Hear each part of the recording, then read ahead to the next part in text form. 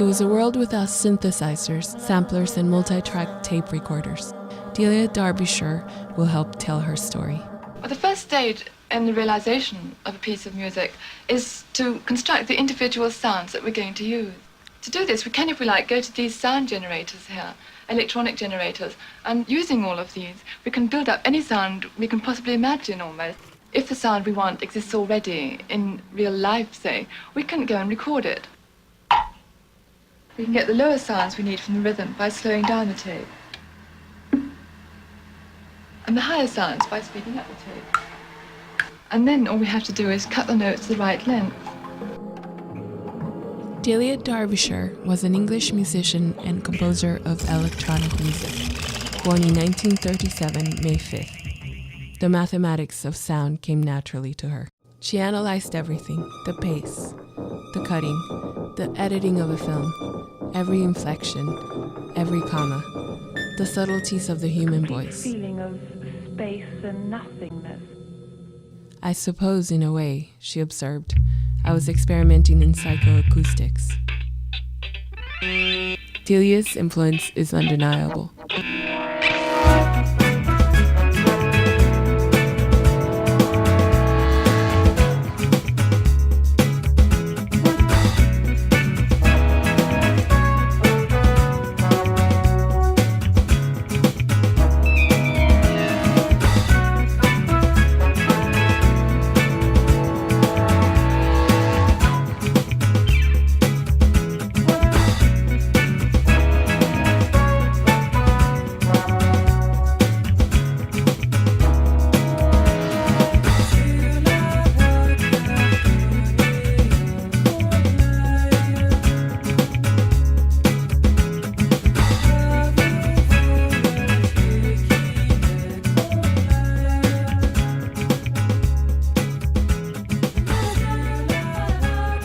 Miss Modular by Stereolab.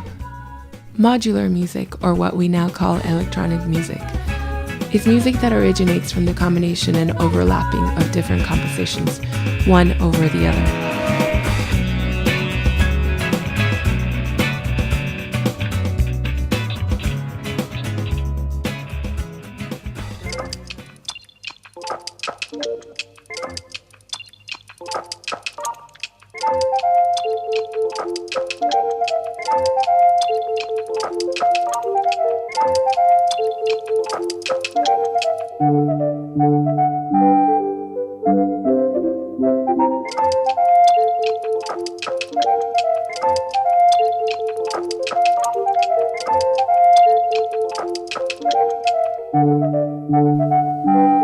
That was Delia's own composition, Matachin.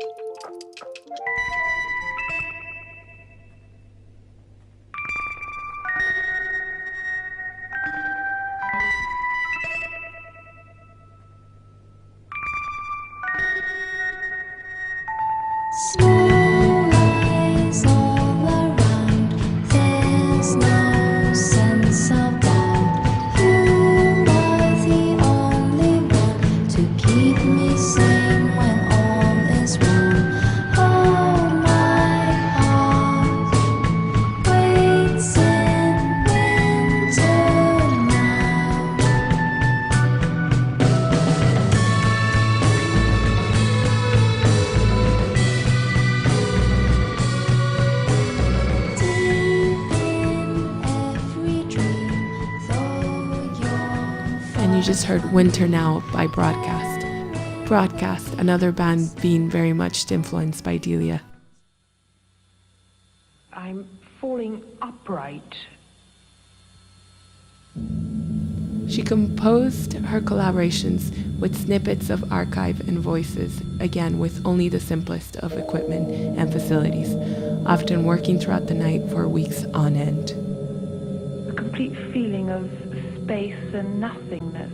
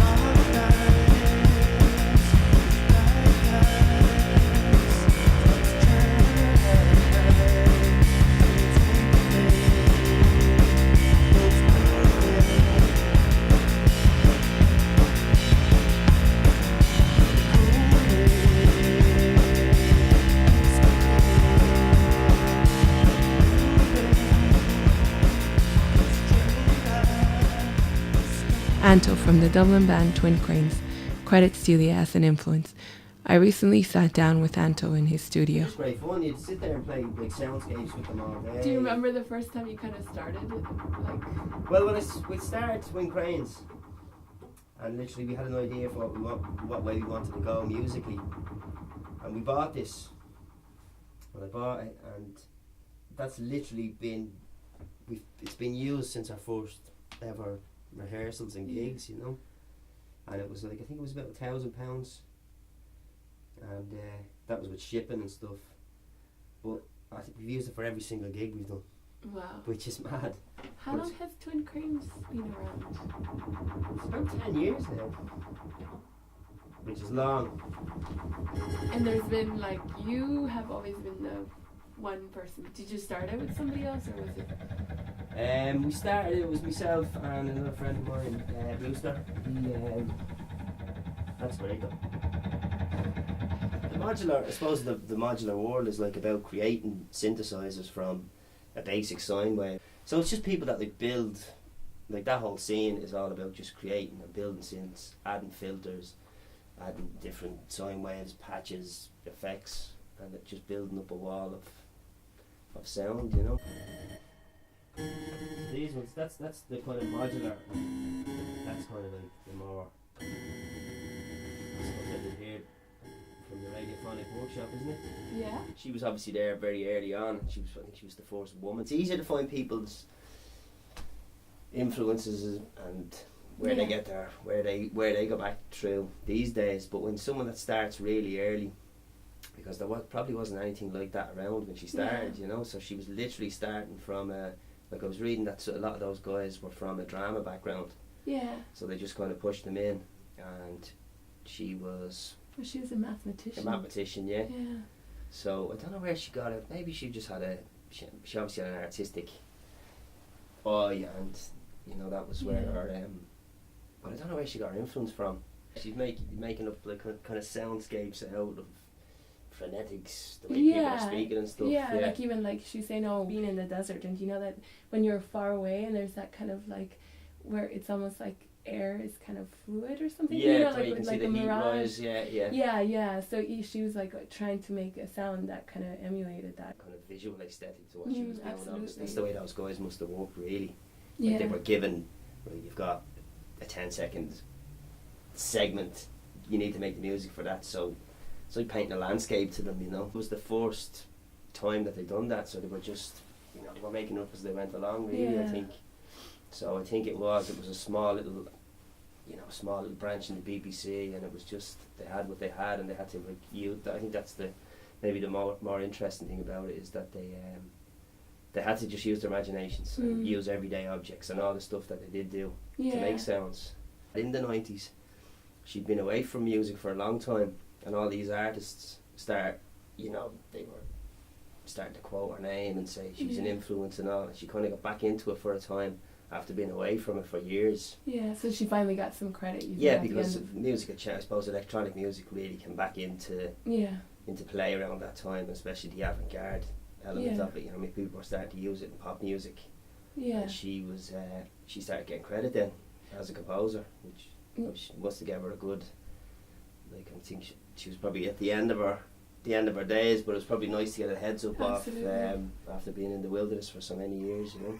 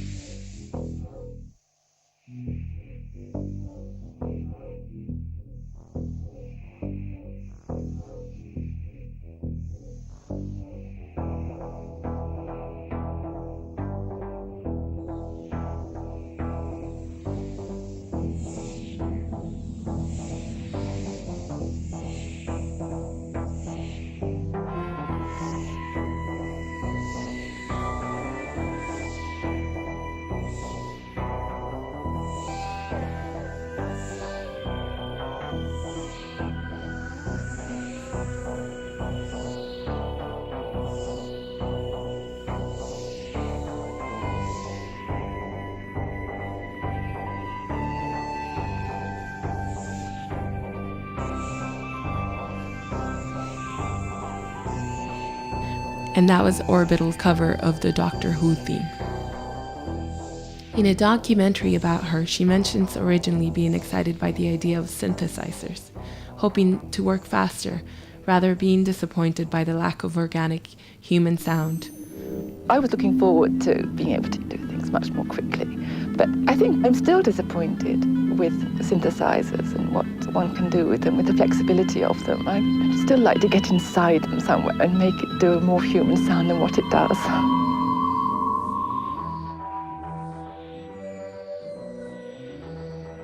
Her 11 years and nearly 200 programs at the Radiophonic Workshop represented probably the most productive times of her life. Although Doctor Who made Delia and the Radiophonic Workshop nationally famous, it was her other drama and feature work that showed her true talent.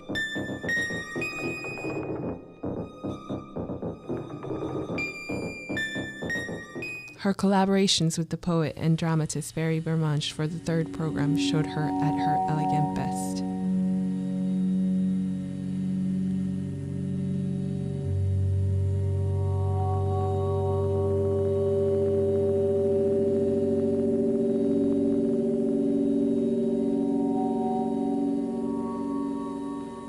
The dreams.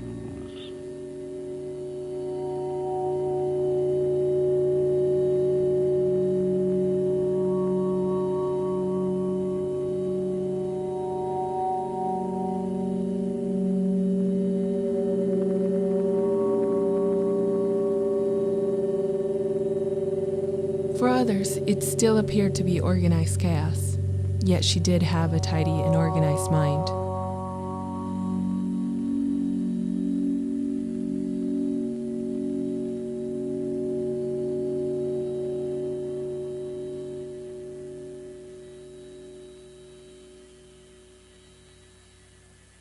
I'm being followed and pursued by something. And I could feel that there was somebody behind. I was running and I was being chased. I'm running down the street, into a house, through the house, Down the stairs, out the back, and I was being chased. faster and faster. And I ran for all I was worth. She was still fascinated by the act of creation.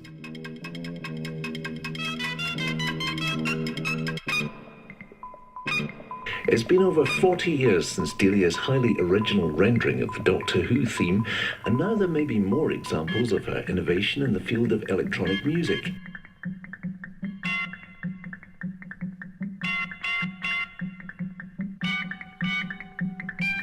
Delia took what was in front of her and created possibilities. For me, Delia, Forget about this. This is for interest only. Okay, coming up. is the future.